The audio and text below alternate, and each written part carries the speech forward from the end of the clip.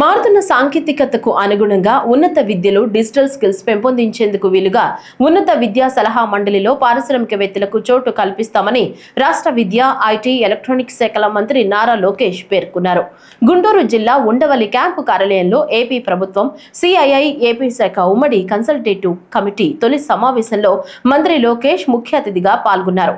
ఈ సందర్భంగా మంత్రి లోకేష్ మాట్లాడుతూ, ప్రస్తుతం ఏపీలో ఉన్నత విద్యలో కేవలం 20% మాత్రమే డిజిటల్ కంటెంట్ ఉందని, ఇది అభివృద్ధి చెందిన దేశాల్లో 70%గా ఉందన్నారు.